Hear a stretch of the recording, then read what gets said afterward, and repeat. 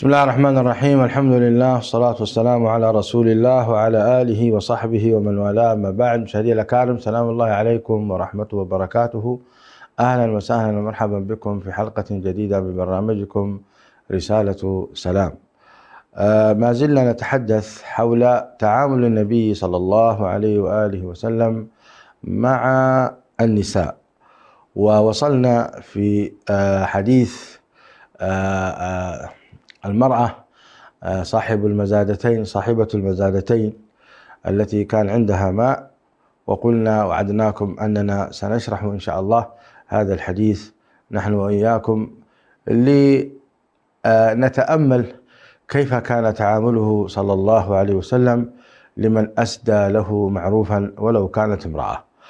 عن عمران بن حسين رضي الله تعالى عنه قال: كنا في سفر مع النبي صلى الله عليه وسلم وإنا أسرينا يعني سرنا بالليل، حتى كنا في آخر الليل وقعنا وقعة، يعني ناموا نوما عميقا، ولا وقعة أحلى عند المسافر منها. كانوا يعني النوم العميق استمتعوا به استمتاعا كبيرا. فما أيقظنا إلا حر الشمس.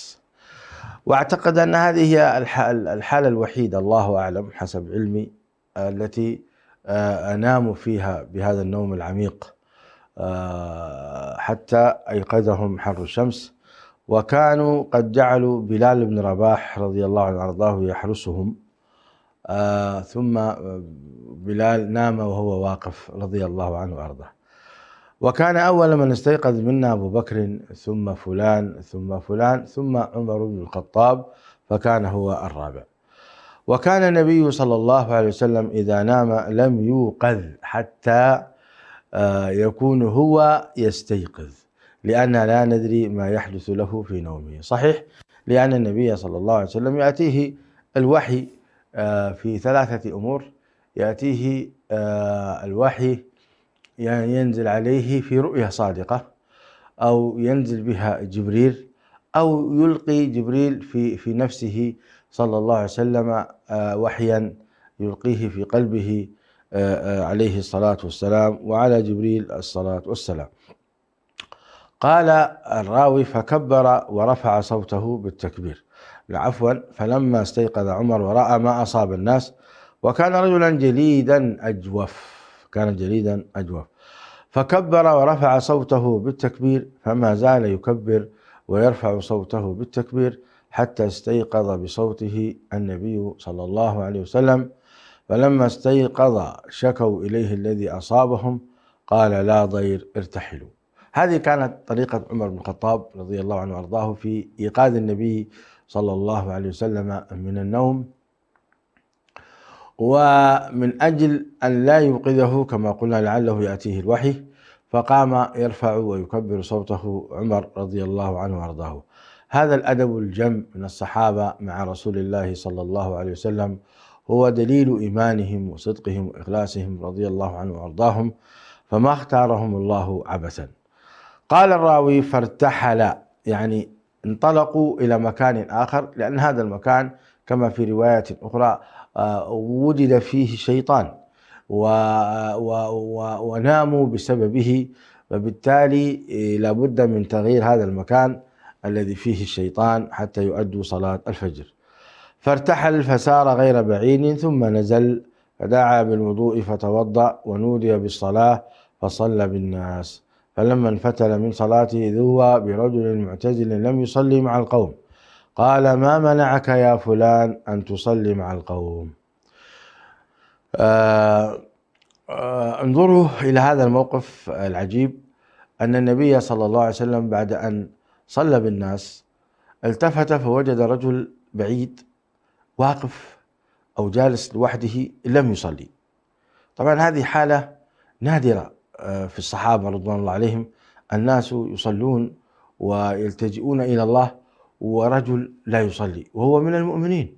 يعني لو كان مثلا ذمي أو كان نصراني أي ديانة أخرى ممكن يعذره النبي صلى الله عليه وسلم، قد يكون عنده الأمان، لكن أن يكون مؤمن ولا يصلي هذه غريبة. ونحن اليوم في زمننا هذا والله نعاني ونرى ونسمع ممن يسمع الأذان ويرى الناس تتوجه إلى المسجد وهو لا يذهب إلى المسجد، الله المستعان. وتسأله ما اسمك؟ يقول لك محمد. ما اسمك؟ يقول لك مصطفى. ما اسمك؟ يقول لك أحمد. يعني ما هي ديانتك؟ مسلم. طيب كيف لا تصلي؟ المسلم كيف لا يصلي يا جماعة؟ يعني عمود هذا الدين هي الصلاة، عمود هذا الدين هي الصلاة. فإذا الإنسان ترك الصلاة ترك الدين. يعني الديانة لا تعني فقط أنك يعني تنتمي إلى المسلمين، لا، الديانة تعني أنك تنتمي إلى المسلمين وأنك تعمل بأعمال المسلمين. فكما قال النبي صلى الله عليه وسلم: بني الإسلام على خمس، يعني 5 أركان. مو سهل الموضوع، ليس سهل، ليس مجرد يقول لك أنا خلاص مؤمن والمؤمن يكفي، لا. العمل إذا ما تبعه بعد الإيمان فإن الإيمان لا يفيدك بشيء. مجرد أنك تكون تعلم أن الله هو الذي خلقك ورزقك هذا لا يفيد شيئا. نعم، لأن الشيطان كان يعلم أن الله هو الذي خلقه، وكان يعلم أن الله سبحانه وتعالى هو القادر على كل شيء، المانع الباسط المحيي المميت هو الله سبحانه وتعالى. ومع ذلك ما نفعه إيمانه لما عصى الله عز وجل حينما قال له اسجد مع الملائكة لآدم، فعصى الله الشيطان فرجم. وهكذا أيضا. فالعمل يا جماعة مهم أن الإنسان يترجم إسلامه بالعمل. بني الإسلام على 5: شهادة أن لا إله إلا الله وأن محمدا رسول الله. هل سكت النبي عليه الصلاة والسلام على هذا؟ لا، قالوا بعدها وإقام الصلاة، وبعدها وإيتاء الزكاة، بعدها وصوم رمضان، بعدها وحج بيت الله الحرام لمن استطاع إليه سبيلا. يعني حتى الحج لمن استطاع إليه سبيلا، لم يحج هو آثم. وبعض العلماء يرى أنه قد يكون قد اقترب من الكفر، لأن الله عز وجل يقول: لله على الناس حج البيت من استطاع إليه سبيلا ومن كفر فإن الله غني عن العالمين. شوفوا، انظروا إلى هذه الآية، يقول لك ومن كفر، نسأل الله العافية والسلامة. والموضوع خطير، لا بد للإنسان أن يجتهد في العمل الصالح. ولذلك هذا كان ديدن الصحابة رضوان الله عليهم. فكان هذا من المستغرب أن هذا الرجل ينظر إليه النبي عليه الصلاة والسلام وهو لا يصلي. وكان من عادته صلى الله عليه وسلم قبل أن يؤدي الحكم أو يعطي أوامر يسأل كما سأل حاطب بن أبي بلتعة: ما الذي حملك على هذا؟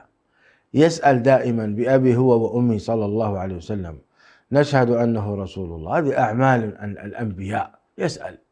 فقال له النبي عليه الصلاة والسلام: ما منعك يا فلان ألا تصلي مع القوم؟ فقال الرجل: أصابتني جنابة ولا ماء، أصابتني جنابة ولا ماء.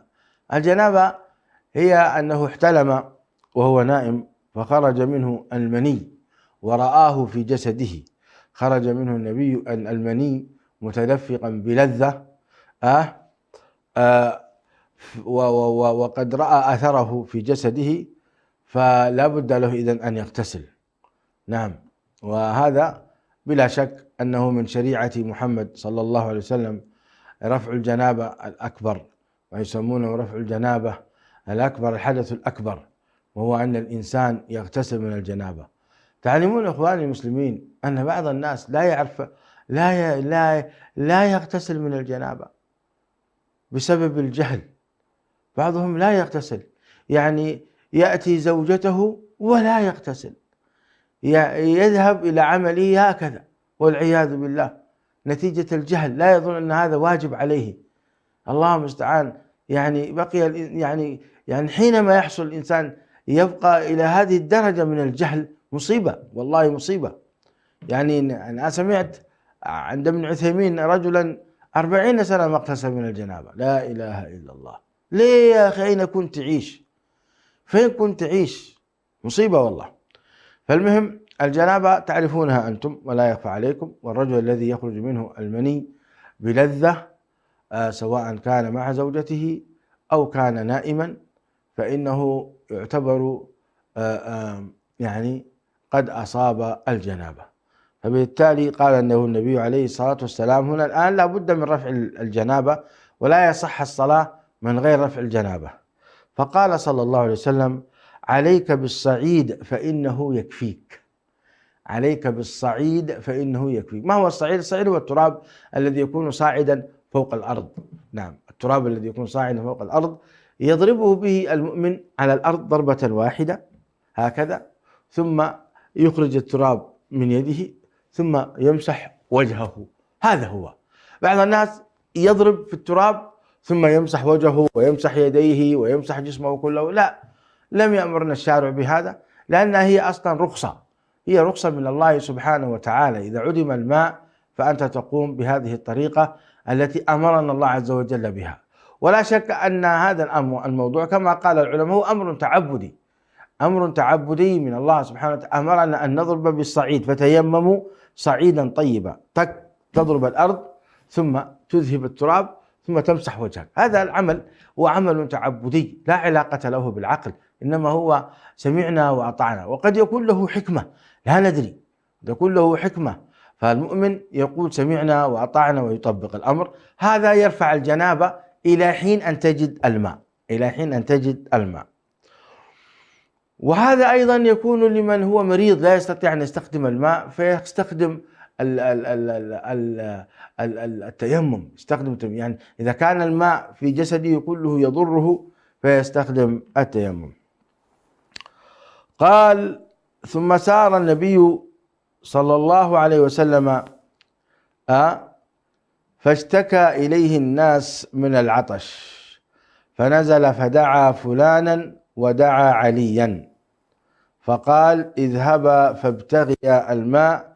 فبينما نحن نسير إذ نحن بامرأة سادلة رجليها بين مزادتين من ماء على بعيرها، على بعير لها. لما اشتكى الناس من قلة الماء مشاهدي الأكارم، أمر النبي عليه الصلاة والسلام رجلا لم يصرح هنا، وعلي بن أبي طالب، هذان الرجلان من الصحابة ذهبا يبحثا عن الماء. في الطريق وجد امرأة عندها بعير، عندها مزادتين سادلة رجليها بينهما. ما هي المزادة؟ المزادة هي أشبه ما تكون بالقربة، لكن هي أكبر منها، أكبر من القربة قليلا. شاهدتم؟ ومليان ماء. نعم. ودار بينهما هذا الحديث. فقلنا لها، يعني الصحابيان يتحدثان مع المرأة: أين الماء؟ فقالت: إيهاه أيهاه لا ماء لكم. وأيهاه أيهاه هذا اسم فعل بمعنى هيهات هيهات، يعني لا يمكن أعطيكم، بعيد جدا أن أعطيكم، لا يمكن أمنحكم، هذا معناه. وهو اسم فعل من أفعال اللغة العربية. نعم. لا ماء لكم هو أشبه ما يكون مثل هيهات هيهات، أي بعدا بعدا. قلنا: فكم بين أهلك وبين الماء؟ قالت: مسيرة يوم وليلة. مسيرة يوم وليلة يعني حوالي، أنت تحتاج إلى تقريبا يوم كامل تقطع حوالي 50 كيلو، مسافة ليست سهلة. مسيرة يوم وليلة يعني 50 كيلو في هذا الحدود، والله أعلم. قال لها: انطلقي إذن، يعني اذهبي معنا. قالت: إلى أين؟ قال: إلى رسول الله صلى الله عليه وسلم. فقالت لهم: هذا الذي يقال له الصابئ. الصابئ تعني في اللغة العربية الذي غير دينه، الصابئ. ولكن الشارع الحكيم لم يستخدم هذا المصطلح الذي يستخدمه كفار قريش وتستخدمه بعض القبائل، لكن الإسلام يستخدم أنه دخل في الإسلام وأصبح خرج من الكفر. نعم. هذه المرأة تقول: هذا الصابئ، يعني تعني النبي صلى الله عليه وسلم. فقالوا لها الصحابة: هو الذي تعنين، فانطلقي. يعني نعم، هو الذي تعنين، أنه هو النبي صلى الله عليه وسلم الذي دعا إلى الإسلام ودعا إلى تصحيح الدين ودعا إلى توحيد الله تبارك وتعالى ونبذ الشرك والكفر. فجاء بها إلى النبي صلى الله عليه وسلم وحدثاه الحديث. نعم. مشاهدي الأكارم، فاصل ثم نعود إليكم. قال الصحابة: فجاء بها إلى النبي صلى الله عليه وسلم وحدثاه الحديث، يعني الحديث الذي دار الحوار بين المرأة وبين الصحابيين، وأنها رفضت تعطي الماء، ثم قالوا: لا، اذهبي إلى النبي عليه الصلاة والسلام. فأخبرته مثل الذي أخبرتنا، يعني أخبرت النبي صلى الله عليه وسلم أن هذا الماء لا يمكن أنها تعطيه، وأخبرته أنها موتمة لها صبيان أيتام. موتمة يعني عندها هي يعني أرملة وعندها أيتام. نعم. قال: فاستنزلوها عن بعيرها، قالوا لها: لو سمحت أنزلي من بعيرك. ودعا النبي صلى الله عليه وسلم بإناء، يعني إناء هو أشبه ما يكون بصحن أو بقدر. هذا الإناء عادة يكون من فخار، دعا به النبي عليه الصلاة والسلام من أجل أن يصب فيه ماء، ففرغ فيه من أفواه المزادتين اللي احنا قلنا هم أكبر من القربتين ولهما، وأوكى أفواههما وأطلق العزالة. الوكاء هو الرباط، والفاه هو الفم، فم المزادة. نعم. وأطلق العزالة يعني فك، كأنها حنفية، وفكها النبي صلى الله عليه وسلم على هذا الإناء. ونودي في الناس: أسقوا أسقوا. انظروا الآن إلى هذا المنظر. النبي عليه الصلاة والسلام يفتح هذا الماء من مزادتي هذه المرأة المشركة، ويصب في الوعاء، ويقول للناس: أسقوا، يعني خذوا من هذا الماء واستفيدوا منه. نعم. قال: فشربنا ونحن 40 رجلا عطاش حتى روينا، يعني كانوا 40 رجل، عدد كبير، وجاءوا وشربوا من هذا الإناء يصب من المزادتين. لاحظتم؟ عدد كبير، 40 رجلا، وهم صحابة وكانوا عطاش، يعني كانوا يعني سيقضون على هذه المزادتين بالراحة، لكن نشاهد ما الذي حدث. وقال: وملأنا كل قربة معنا وإداوة، يعني كل واحد عنده قربة وإداوة أيضا ملأ، غير أن لم نسق بعيرا، يعني البعارين ما سقوها، لأن البعير سبحان الله ليس ظلما، لا، البعير وهو الإبل عنده خزان داخلي يشرب منه، خلق الله له خزان داخلي يملأه ويمشي مسافات طويلة ويشرب من هذا الخزان. أكيد أنتم تعلمون هذه المعلومة، فبالتالي ولا حاجة إلى أن يشرب البعير. رأيتم ولاحظتم مشاهدي الأكارم؟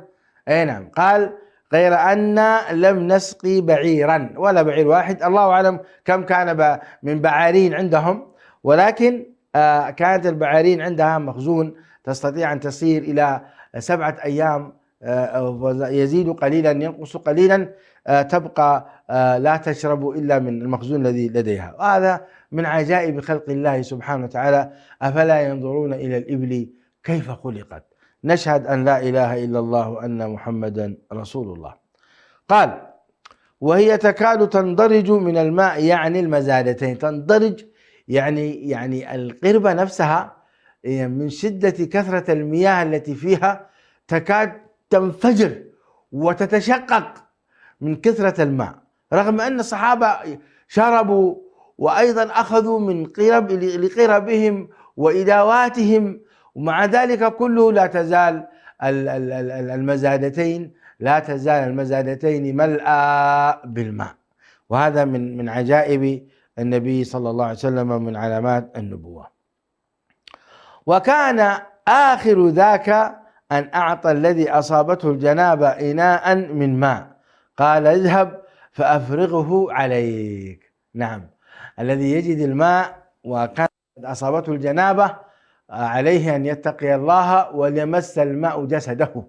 ولذلك النبي عليه الصلاة والسلام آخر شخص قال له: تعال. يعني كأنه يقول له مش أنت الذي تخلفت عن الصلاة بسبب الجنابة؟ أيوة. وأنت تيممت؟ أيوة. خذ هذا الآن اغتسل به حتى ترفع عن نفسك الجنابة. طبعا رفع الماء، رفع الجنابة بالماء هي سنة النبي عليه الصلاة والسلام، وهو فرض بلا شك، ولكن طريقته أن تغسل الرأس، تبدأ بالجهة اليمين ثم تبدأ بعد ذلك بالجهة اليسار ثم تعمم على رأسك، وكذلك الجسد تبدأ من جهة اليمين ثم من جهة اليسار، وإن قدمت بذلك قبل ذلك بالوضوء ثم تنتهي بغسل الرجلين فهي السنة النبوية على أن لا تمس فرجك. هذه هي صفة الجنابة سريعا من باب يعني الذكر، الشيء بالشيء يذكر. قال أي نعم. فلما أعطى هذا الرجل إناء، المرأة واقفة تشاهد، قال الصحابي وهي قائمة تنظر إلى ما يفعل بمائها. عجب، تنظر إلى كثرة هذه المياه ولا يزال ماءها مليان، ما نقص من شيء. وهذا النبي عليه الصلاة والسلام طبعا ذا هيبة، النبي صلى الله عليه وسلم إذا رأيته وشاهدته وهو يعطي الأوامر والصحابة حوله ذا هيبة عليه الصلاة والسلام، ما تشبع من النظر إليه صلى الله عليه وآله وسلم. وهذا يعني وارد في كل من رآه. أما الصحابة الكبار ما كانوا يستطيعون أن يملؤون أعينهم بالنظر للنبي، لوجه النبي عليه السلام هيبة له. وأما صغار الصحابة كعلي بن أبي طالب، عبد الله بن عباس، وعبد الله بن عمر، وعبد الله بن عمرو بن العاص، هؤلاء هم الذين وصفوا لنا النبي عليه الصلاة والسلام، وصفوا لنا شكل النبي صلى الله عليه وآله وسلم. وكذلك أيضا المشركات، يعني أم معبد عاتكة بنت خالد الخزاعية، هي كانت تشاهد النبي عليه الصلاة والسلام بعين ملأى وتستغرب، ووصفته والله كأنك تراه. وصفت النبي صلى الله عليه وسلم من أعلى رأسه إلى أسفل قدميه صلى الله عليه وسلم، حتى صوته وصفته رضي الله عنه وأرضاها. وهذه المرأة أيضا كانت تشاهد النبي عليه الصلاة والسلام وتتعجب من هذا الموقف الغريب العجيب. قال وأيم الله لقد أقلع عنها، يعني عن مائها، وإنه ليخيل إلينا أنها أشد ملاءة من حين ابتدأ فيها. وإنه لأن الصحابي لا يستطيع أن يجزم، يقول يخيل إلي يا أخي القربتين هذه، المزادتين هذه كأنها كانت الآن أكثر ماء من ذي قبل، كأنها أكثر ماء من ذي قبل، كذا يقول يخيل إلي، يعني معناه أنه ما نقص من مائها شيء. هو ما شك، يبدو لي أن الموية قليلة، يعني ما كانت كذا، صارت أقل ما لا، هو يشك، يقول يا أخي كأنها أكثر الآن، كأنها أكثر هذا الماء. لاحظتم؟ وكيف لا يكون وقد دعا النبي عليه الصلاة والسلام ونزلت عليه البركة والخير، وهذه المرأة حل على بيتها الخير، ماء قد توضأ منه النبي صلى الله عليه وسلم، والله لا يذهب سدى أبدا. وأنتم ستلاحظون هذا في نهاية هذا الحديث، ما البركة التي حلت على هذه المرأة. والله هو فضل الله يؤتيه من يشاء، حينما يصطفيك الله ويختارك دون غيرك من الناس فإنها نعمة كبيرة. يعني لما بركة الناقة في زمن النبي عليه الصلاة والسلام في المدينة المنورة بركة، سارع أبو أيوب الأنصاري إلى الجمل وأخذ رحل النبي صلى الله عليه وسلم، يعني أخذ الشنط والأمتعة والأغراض للنبي عليه الصلاة والسلام وأدخلها بيته. والصحابة كلهم يتمنى أن يكون النبي صلى الله عليه وسلم هو ضيفا. لم تكن هناك فنادق، ولم تكن هناك بيوت للأجار، وإنما كان الشخص ينزل عند أخ له، ينزل عند قريب له. والصحابة كلهم يعني النبي عليه الصلاة والسلام هو أبوهم، كما في قراءة النبي أولى بالمؤمنين من أنفسهم وأزواجه أمهاتهم، في قراءة وهو أب لهم. فالنبي عليه الصلاة والسلام أب لنا جميعا، هو أب لنا جميعا معاشر المؤمنين. فكان الصحابة كل واحد يتمنى أن يؤتيه الله شرف استقبال النبي صلى الله عليه وآله وسلم. يا سلام، من الذي فاز بها؟ أبو أيوب الأنصاري رضي الله عنه وأرضاه، اختاره الله تبارك وتعالى وألهمه أن يسارع فيأخذ هذا. يعني إذا هبت رياحك فاغتنمها فإن لكل قافلة أفول. أنت تخيل أن يكون ضيفك رسول الله صلى الله عليه وسلم. إنها نعمة كبيرة والله أن يكون ضيفك رسول الله صلى الله عليه وآله وسلم. أيها المشاهدون الكرام، لا يزال الحديث باقي. فأصبحت هي تنظر وإن ماءها كأنه أكثر، فقال النبي صلى الله عليه وسلم اجمعوا لها، اجمعوا لها. الآن هو أخذ النبي عليه الصلاة والسلام من مائها رغم أن ماءها لم ينقص ولا قطرة واحدة، بل زاد أن لا يزال، وهي تنظر إلى هذا الماء. مع ذلك يريد النبي عليه الصلاة والسلام أن يكافئها لأنه استعمل شيئا من مائها، فقال اجمعوا لها. فجمعوا لها من عجوة. تعرفون عجوة، تمر العجوة وتمر المدينة معروف، من تصبح ب7 تمرات من تمر عجوة لم يصبه سم ولا سحر، والحديث صحيح. ودقيقة، يعني دقيق معروف، وسويقة. السويق هو طعام يعمل من الدقيق والتمر وأظن اللحم. أي نعم. لا، الثريد هو الذي فيه لحم، أما السويق هو دقيق وتمر، والله أعلم. حتى جمعوا لها طعاما كثيرا فجعلوها في ثوب وحملوها على بعيرها ووضعوا الثوب بين يديها. الآن النبي عليه الصلاة والسلام يكافئ هذه المرأة، وهذا هو الشاهد من حديثنا، أن النبي صلى الله عليه وسلم يكافئ النساء إذا أسدينا له معروفا صلى الله عليه وآله وسلم. نتأمل في هذا الحديث مشاهدينا الكرام. أولا، لم يأخذ النبي عليه الصلاة والسلام الماء بقوة، ولم يحزن هذه المرأة، ولم يتعدى عليها أبدا، لا هو صلى الله عليه وسلم حاشاه ولا الصحابة الكرام.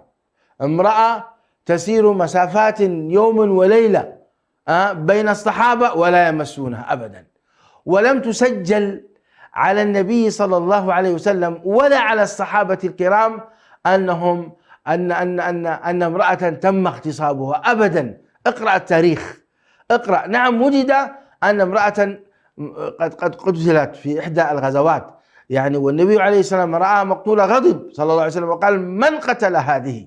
المرأة لا تقتل أبدا في الإسلام، ولا يسفك دمها ولا تغتسب أبدا.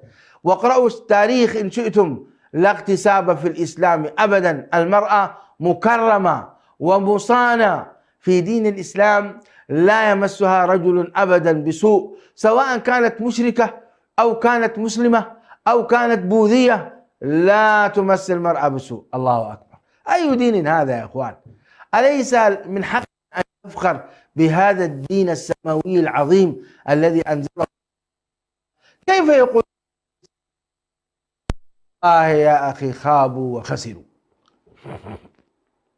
قال فجمعوا لها هذه الأطعمة وأكرموها، ثم قال لها النبي صلى الله عليه وسلم اذهبي فأطعمي هذا عيالك، واعلمي أن لم نرزع من مائك شيئا، يعني لم نأخذ من مائك ولا قطرة، لم نرزع من مائك شيئا، أي لم ننقص من مائك شيئا، ولكن الله هو الذي أسقانا. يا سلام.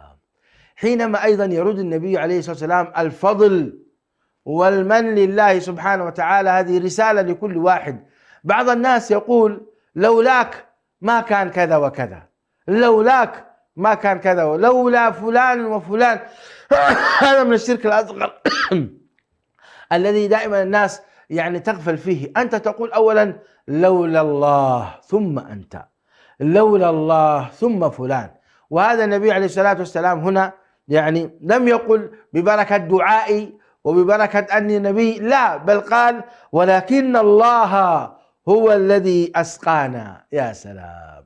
أعاد النبي عليه الصلاة والسلام لهذا الفضل العظيم لله سبحانه وتعالى. وهكذا ينبغي أن يكون المؤمن، أن يعون الفضل. إذا أسدى الله إليك نعمة فتكلم بها وقل أن الله أنعم عليك، قل فتح الله علي، رزقني الله، أعطاني الله، وليكن الله في لسانك وفي ذكرك. قل، لأن الله عز وجل يقول: وأما بنعمة ربك فحدث. والله سبحانه وتعالى يقول: وما بكم من نعمة فمن الله. تحدث بها يا أخي، وقل الله سبحانه. لا تكن أنت غافل عن الله وتذكر الناس وفلان وفلان.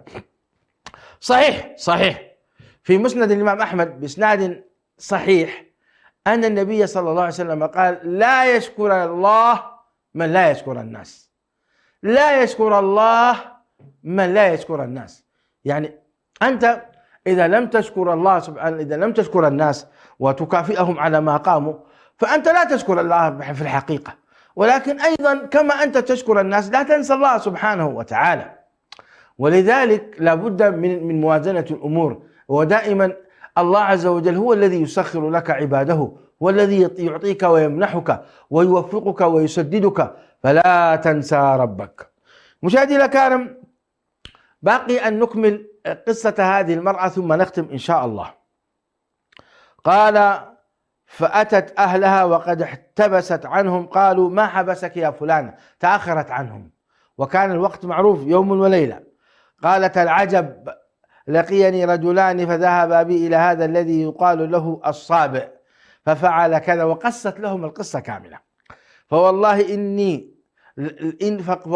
إنه لأسحر الناس من بين هذه وهذه. وقالت بإصبعها الوسطى والسبابة، يعني ترفع إلى السماء وتنقل إلى الأرض. فرعتهما إلى السماء، تعني السماء والأرض، أو إنه لرسول الله حقا. إما أنه ساحر أو لرسول الله حقا. بدأت الآن تدخل في الإسلام هذه المرأة، لأن تقول: يا هذا الفعل لا يمكن يكون طبيعي. هذا الرجل يا إنه سحر أعيننا، يا أنه أيضا رسول الله صلى الله عليه وآله وسلم. فكان المسلمون بعد ذلك يغيرون على من حولها من المشركين ولا يصيبون الصرم الذي هي منه. يعني إذا صار حرب بين المسلمين والمشركين، إذا مروا لا يمرون على هذا الحي. ليه؟ لأن فيه المرأة التي أسقتهم ماء احتراما وتقديرا لها. شوفوا العجب، لا يمرون. فكل ما توجهوا للحرب لا يمرون على هذه المرأة، يتركون أهلها ويتركونها إكراما لها لأنها سقت النبي صلى الله عليه وسلم. والله فضل عظيم، والله فضل عظيم اختارها الله هذه المرأة لينجيها من الكفر إلى الإسلام. فقالت يوما لقومها: ما أرى أن هؤلاء القوم يدعونكم عمدا، فهل لكم في الإسلام؟ ما لكم، يعني لا يمكن يتركونكم هكذا صدفة، بل هم يتركونكم عمدا لأني أنا سقيتهم ماء واحتراما للخدمة التي قدمتم لها. ما رأيكم تدخلون في الإسلام؟ يعني قوم إلى هذه الدرجة، يعني يكرمون الشخص الذي يكرمهم ويكون لهم هذا الوفاء العظيم. هذا دين عظيم، هذا يستحق أن يدخل الإنسان فيه ويسلم، دين عظيم. فبالتالي قالت: فأطاعوها فدخلوا في الإسلام. الله أكبر، الله أكبر، الله أكبر. رأيتم؟ يعني هذه المرأة المبروكة على قومها كانت سببا في إسلامهم. وماذا يعني الإسلام؟ يعني خروجهم من الظلمات إلى النور، خروجهم، نجاتهم من النار، ودخولهم الجنة. الأمر جدا كبير وعظيم. لاحظتم؟ هكذا انتهت هذه القصة مع هذه المرأة العجيبة، وهذه القصة العجيبة مع رسول الله صلى الله عليه وسلم والصحابة الكرام. أرجو أن نكون قد استفدنا مشاهدي الأكارم. نسأل الله تعالى بمنه وكرمه أن يجمعنا بنبينا عليه الصلاة والسلام مؤمنين على السنة غير مبدلين ولا مغيرين، إنه ولي ذلك والقادر عليه. والله تبارك وتعالى أعلم وأحكم. وصلى الله وسلم وبارك على نبينا محمد، والسلام عليكم ورحمة الله وبركاته.